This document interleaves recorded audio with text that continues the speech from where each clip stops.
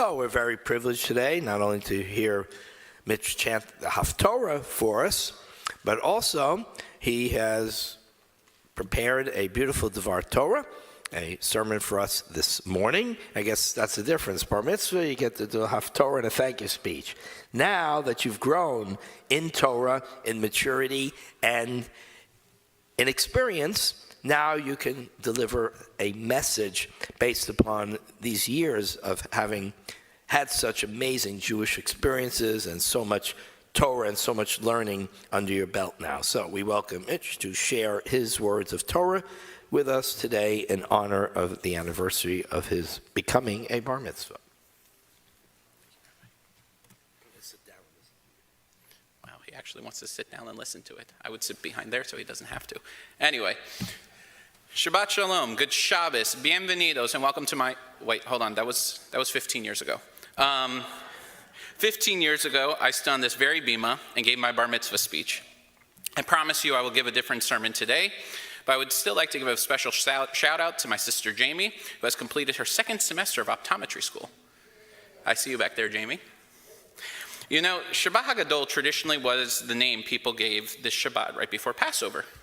HaGadol, which means big, and this Shabbat was big in terms of the sermon, which took forever.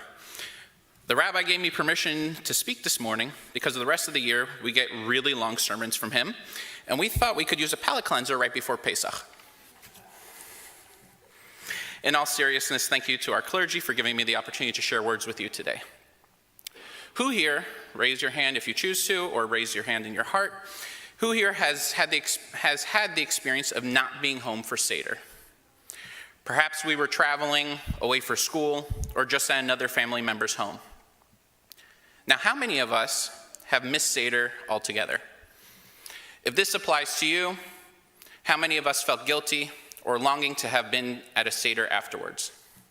These questions aren't for judgment, but for a communal understanding of some realities out there.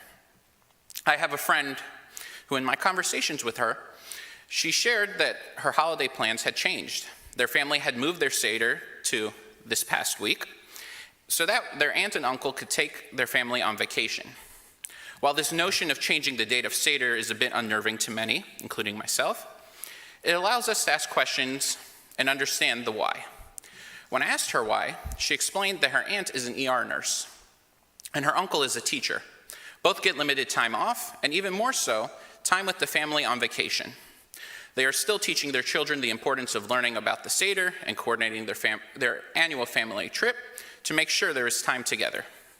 While I struggle with the concept, I accept the premise because that's what they want to do, and I understand that that's their way of connecting to their Jewish heritage. In the Haftorah that I just chanted, the last few lines stick out to me as very important to us today. The prophet shares that the coming of Elijah, the prophet that's going to announce our redemption, will happen when parents are able to place their heart on their children, and their children are able to place their heart on their parents. To me, the prophet is talking about having a world where the generations accept and love the next. While the challenges and innovations in each generation is different, we can relate to a shared heritage and people that we in each generation adapt to love. Friends, we live in a time of unparalleled cultural division that could really use some redemption. It seems more and more that we cannot get along. One of the biggest complaints that I hear from older generations is that these young kids don't know what they're talking about. Then on the flip side, the younger generations get annoyed and say, these boomers, they have ruined everything, or I just don't get it. For those of you who don't know, Gen Z and Gen Alpha have taken the term boomer and have transformed it to a connotation with a derogatory meaning of people older than them that are too traditional. People have begun giving up on one another. We stay in our echo chambers and stew in our own misery. I have heard of families having separate seders just because of political disagreements, which have caused grandparents or other family members to split homes for Seder night. One of the great bastions of Western civilization, the university, where civil debate, discussion, and disagreement used to be at the forefront of a liberal education, has been flipped on its head. If you disagree, you're a bigot or a moron. Civil discourse has been shut down and has been replaced with rage-fueled mobs trying to yell over each other, sometimes leading to acts of hate and even violence. Many students post 10/7 have chosen to hide their Magen Davids and switch to baseball caps rather than kippot. And many have, as an act of defiance, done the reverse, wore their Magen Davids and put on yarmulkes. Many of you may not know this, and I don't expect you to have, but before 10/7, I rarely, if ever, used Instagram. I grew up with Facebook and was never fascinated with the image app.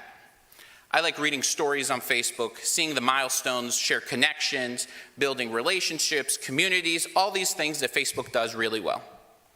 Instagram, on the other hand, is just showing you something on a continuous feed where you individually react. There are no groups, there are no events, it's just content after content after content. No communal coming together. We are now at over 6 months since 10/7, where many families are planning to have Seder on Monday. There will be Seders where there will be members missing from their family meals because they were taken on 10/7, or they are defending Israel in response to the barbarism. These families are going to cry out, Dayenu, enough. Enough time missing, enough time crying, enough time to be whole. Since 10/7, many Instagram creators and users, Jews and Jewish allies alike, are sharing and posting incredible stories in support of the Jewish state, the Jewish people, and the liberation of the hostages. It has been a truly remarkable thing to see.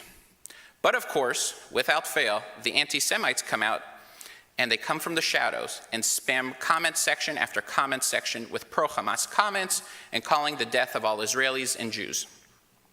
But what has been particularly jarring for me and many of my friends was scrolling through our feeds and stories and seeing people we consider to be friends calling for the destruction of the Jewish state and the Jewish people.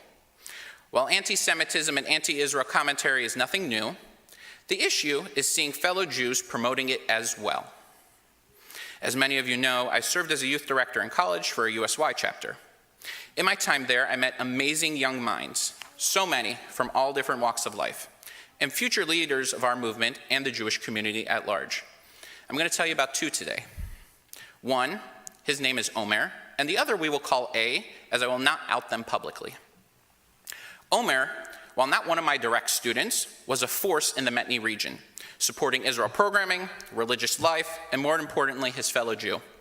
Omer was close to many of my students. I served as his bunk counselor for encampment, and as such, we were connected. After high school, his love for Israel was so great that he chose to serve in the IDF. Omer is currently one of the hostages being held in Gaza. I have spoken with many of my former students since 10/7 who are devastated and have been, along with me, taking one psalm every day and praying for his return. Now we move on to A. A served in leadership, and once they went off to college, we became friends on social media. Every so often we would talk. She served as chapter president, and she was somebody that I consider a good friend. 10/7 happens, and suddenly, A is posting all these posts calling Israel an apartheid state, calling for the destruction of her government, and all these things I struggled to read because of how upsetting it was. I do not believe A to be a bad person. I consider them a friend. But how can I balance my heart aching for Omer and still associate with A? I was scrolling through Instagram last week and saw that A posted something about a Palestinian liberation Seder. And I was thinking to myself, are they not going to their parents' home? I know their parents. Even the Rasha had a seat at the table, and the Rasha removes himself from the discussion, from the peoplehood, and from the tradition. But A isn't removing themselves from our people. A isn't removing themselves from the discussion, and they're trying to stay with the tradition. A isn't the only one who is like this. There are many Jews, young and old, who in their pursuit of social justice, they are blinded and feel compelled to advocate for the people of Gaza. While a noble attempt, I feel is futile because I highly doubt the majority of Gazans will ever think about doing that for them. Now trust me, I am one of the biggest Zionists out there, and I will defend Israel's right to exist because I believe it's defending my right to exist. But many in the older generation choose to ignore A and people like them because they will eventually grow out of it, is what we're always told, or it's not worth the time to engage with them. Many in my generation feel that the only way to engage with them is by yelling and posting stuff on social media. But the prophet today in the Haftorah tells us to reconcile our heart with our fellow Jews, to put your heart onto the parent and the parents to put the heart on the child. How are we supposed to do that when what they're supporting could lead to the destruction of the Jewish state and the Jewish people? But our tradition gives us the answer, and we're doing it on Monday night. Sit them down at your Seder table. The Seder isn't the Haggadah. The Haggadah is not supposed to be read word for word. It is like an audio tour at a museum. If you listen to the audio guide and just look at what you're being told to look at, you will have seen the museum. But if you take the time after the audio guide has finished talking about each location and make your own observations, then you've actually experienced the museum.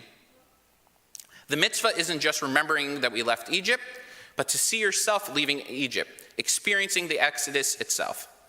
Have the hard conversations. Educate. Really place your heart and teach your children and listen to what your children have to say. Rabbi Reisman shared his conversation with our Hebrew school students about what they want to do that is different at their Seder post 10-7. The answers were incredible, and I recommend, if you can, listen to his sermon, I think it was 2 weeks ago, where he shared some of those answers. The Seder is our annual reminder that it takes all kinds of people to make up our table.